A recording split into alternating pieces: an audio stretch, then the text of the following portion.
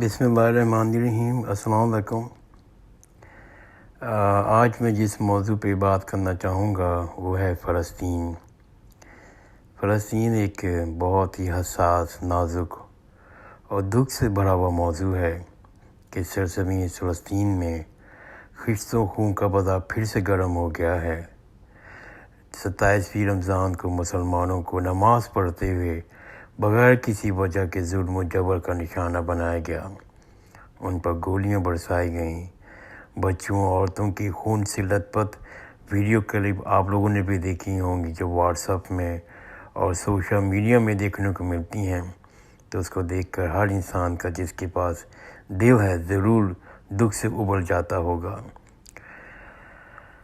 اس موقع پر مسلمان رہنماؤں کے دو رویے دیکھنے کو مل رہے ہیں۔ ایک طرف تو سب مظلومیت کا، ظلم کی اور جبر کی بات کر رہے ہیں، اور دوسری طرف ہمارے مسلمان رہنما فلسطینی قوم کی ماضی کی غلطیوں پر تبصرے کر رہے ہیں، ان کے رہنماؤں کے غلط لاحق عمل کے اوپر روشنی ڈال رہے ہیں۔ اس موقع پر ایک عقل و شعور رکھنے والا مسلمان کس طرح توازن قائم رکھ سکتا ہے، اور وہ چاہے گا کہ اس فیصلے کا، اس ظلم کا، اس جبر کا کوئی حل ہونا چاہیے۔ میرے اس نزدیک بالکل میرا واضح موقف ہے کہ فلسطینی بھائی ہمارے بھائی ہیں، وہ انسان ہیں۔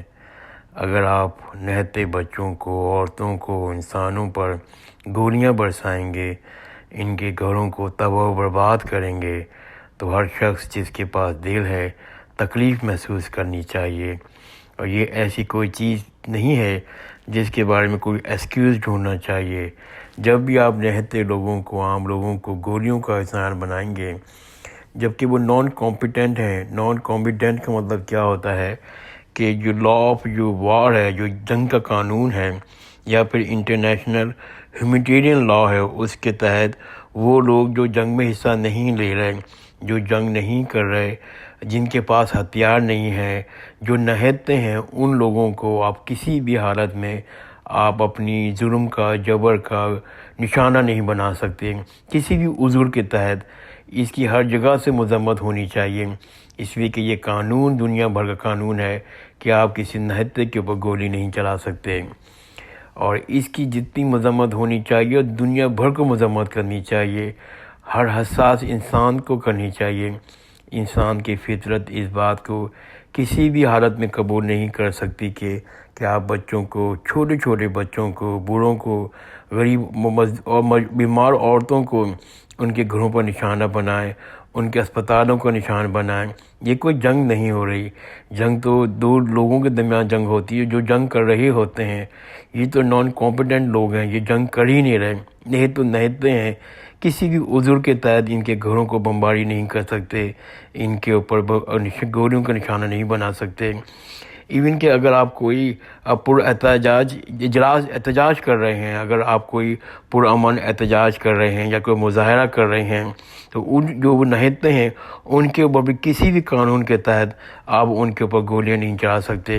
یہ عمل قابل قبول نہیں ہونا چاہیے۔ اس کے متعلق کوئی بھی ایکسکیوز، کوئی بھی ایکسپلیشن نہیں سننی چاہیے۔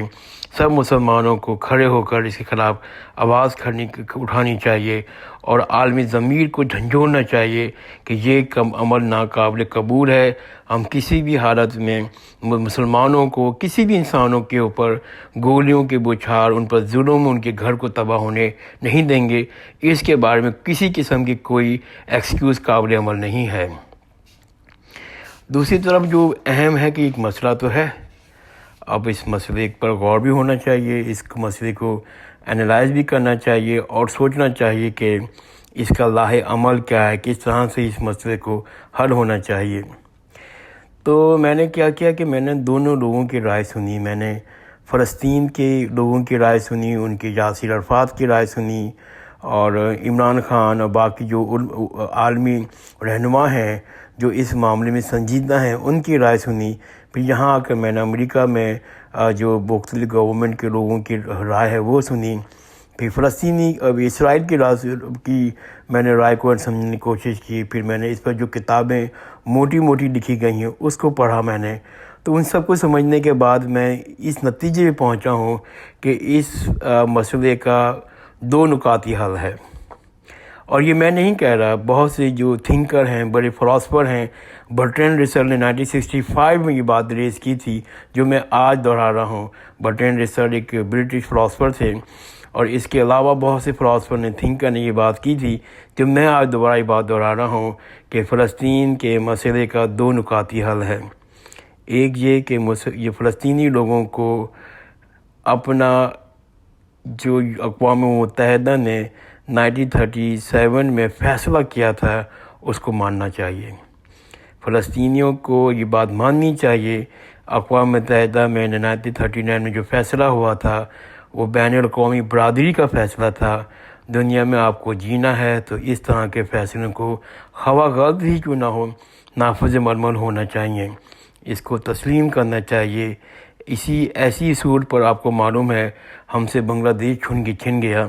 بنگلہ دیش کے وقت میں جو پاکستان کے جو پاکستانی لوگ تھے جنہوں نے پاکستان بنانے میں لاکھوں اپنے بھائیوں کی، ماؤں کی اور اپنے رشتہ داروں کی جانیں قربان کیں، اور تحریک کے وقت بھی، پاکستان بننے سے پہلے بھی، اور مائیگریشن بھی، اپنا گھر چھوڑا، اپنی جائیدادیں چھوڑیں، اپنی تکلیفیں اٹھائیں، کس کے لیے؟ پاکستان کے لیے. تو جب بنگلہ دیش بنا تھا اس وقت بھی اتنی ہی کراہیت تھی، اتنا ہی خوف تھا، اتنا ہی دکھ تھا، اتنا ہی غم تھا. اگر آپ اس زمانے میں جو کتابیں لکھی گئی ہیں، بہت سی کتابیں لکھی گئی ہیں، اگر آپ کے پاس وقت ہے تو آپ صدیق سالی کی کتاب ہے کہ میں نے ڈھاک ڈوبتے دیکھا، وہ پڑھیں تو آپ کو احساس ہوگا کہ اس وقت جو پاکستان میں، ویسٹ پاکستان میں جو تکلیفیں ہوئی ہیں، جو صدمے اٹھائے گئے، اور جو اس فیصلے کو نہ مانا گیا. ہمارے بہت سے لوگوں نے فیصلے کو نہیں مانا، لیکن مجموعی طور پر پاکستانیوں نے وہ فیصلہ مانا، اور اسی میں ہی بہتری تھی. ورنہ آج بھی ایسٹ پاکستان میں لاکھوں لوگ مارے جا رہے ہوتے اور ویسٹ پاکستان میں مار جا رہے ہوتے اور سلوشن کوئی نہیں تھا. تو سم ہاؤ پاکستان نے یہ فیصلہ ایکسیپٹ کیا کہ بنگلہ دیش ہم سے چھن گیا. اور اس وقت بھی بہت سے نکات اٹھائے جا سکتے تھے، اس وقت بھی اعتراضات اٹھائے جا سکتے تھے. اب جا کر مودی نے یہ اعلان کیا کہ یہ جو ایسٹ پاکستان تھا اس کو توڑنے میں ہمارے ہندوستان کا سازش شامل تھی، اور وہ یہ بھی کہتا ہے کہ بنگلہ دیش تو میری بیبی ہے، اس کو تو میں نے بنایا ہے. تو بات اصل یہ ہے کہ جب بنگلہ دیش جو انٹرنیشنل فیصلے ہو جائیں، جب بنگلہ دیش کے وجود جیسا فیصلہ ہم نے ایکسیپٹ کیا تو مسلمانوں کو فلسطین والے فیصلے بھی ایکسیپٹ کر لینا چاہیے. کیونکہ اگر اصول کی لحاظ سے دیکھا جائے تو یہ فیصلہ بھی ہمارے لیے قابل قبول نہیں ہے. لیکن یہ فیصلہ جو عدالتوں نے فیصلہ کر دیا، جو فیصلہ اقوام متحدہ کی سطح پہ ہو گیا، اور آپ اقوام متحدہ کا حصہ بھی ہیں، تو آپ اس فیصلے کو عملاً تسلیم کرنے میں ہی عافیت ہے. عملاً تسلیم کرنے کا ہرگز مطلب یہ نہیں ہے کہ آپ اتفاق کریں اس فیصلے سے. آپ کے پاس پورا حق ہے کہ آپ اس فیصلے پر تنقید کریں، پرامن احتجاج کریں، اس کی فیصلے کی غلطیوں کو نمایاں کریں، واضح کریں، ہر فورم پہ جا کر اس کی آواز ریز کریں، ہر فورم میں جا کر اس کا پروٹیسٹ کریں. لیکن بہرحال یہ ایک عالمی ادارے کا فیصلہ ہے، اس کو فیصلہ کرنے میں ہی سارے مسلمانوں کی کہتے ہیں رہنما بہتری ہے. اس فیصلے میں اسرائیل کو بطور ایک حکومت، ایک سلطنت، ایک ریاست بنایا گیا. اس کو مان لینا ہی چاہیے عملاً طور پر. اس مان لینے میں ہم مسلمانوں کے لیے ناگزیر تھا، اس کے سوا کوئی راستہ نہیں ہے. اگر آپ نے اس فیصلے کو اختلاف کیا کرنا ہے تو، یا اس فیصلے کو نہیں ماننا ہے، تو پھر ایک ہی حل ہے کہ طاقت کے ذریعے لوگ پھر آپ سے بنوائیں گے. دوسرا بھی نقطہ بہت تکلیف دہ ہے، وہ یہ ہے کہ بین الاقوامی قانون کے مطابق 1928 کے بعد یہ فیصلہ ہوا تھا کہ کسی مقبوضہ علاقے کو بھی آپ اپنا حصہ نہیں بنا سکتے. اسی لیے اسرائیل کو بھی مقبوضہ فلسطین کا علاقہ خالی کر دینا چاہیے فوراً، ہر حالت میں.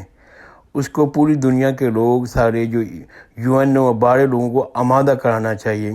یہ بین الاقوامی قانون کی ویسے ہی خلاف ورزی ہے، جس خلاف ورزی کی بنیاد پر یہ فلسطین کے اوپر اقدامات کیے جاتے ہیں.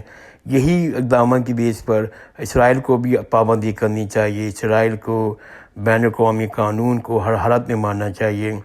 1928 سے پہلے یہ سب جائز تھا. آپ طاقت کے زور پر کسی بھی علاقے پر قبضہ کر لیا کرتے تھے. جیسے سکندر اعظم ہے، وہ دنیا بھر فتح کرتا ہوا چلا گیا. مسلمانوں نے بھی بڑی بڑی سلطنتیں قائم کی ہیں، بنو امیہ، بنو عثمانیہ، لیکن یہ سارا چیزیں 1928 سے پہلے جائز تھیں. اب اس کے بعد بین الاقوامی قانون آ گئے. یہ فیصلہ ہو گیا کہ مقبوضہ علاقے ہر حالت میں مقبوضہ علاقے ہوں گے. اس میں آپ دور رست تبدیلی نہیں کر سکتے. اس کو جل یا بدیر خالی کرنا ہوگا. ان کو خالی کرنے میں انکار نہیں کیا جا سکتا. یہی موقف لے کے ہم لوگ کشمیر پہ جاتے ہیں کہ جب انٹرنیشنل آرگنائزیشن نے UN نے فیصلہ کشمیر کا کر دیا تو انڈیا کو ہر حالت میں جلد یا بدیر خالی کرنا ہے. اس لیے کہ اس کے سوا کوئی سلوشن نہیں ہے. اور یہی جب آپ UN کا حصہ ہیں تو آپ کو UN کی اور بین الاقوامی فیصلوں کو ماننا پڑے گا. تو یہی دو سلوشن ہیں ہمیں فلسطین کو بھی راضی کرنا ہے کہ وہ 1939 کا فیصلہ مانیں، اور اسرائیل کو بھی کہتے ہیں راضی کرنا ہے کہ وہ مقبوضہ علاقے واپس فلسطین کے حوالے کر دے. یہی دو نظریے سمجھ میں آتے ہیں، اور میں آخر میں یہی دعا کر سکتا ہوں کہ اے اللہ مسلمان رہنماؤں کو اتنا عقل دے، وہ شعور دے، طاقت دے.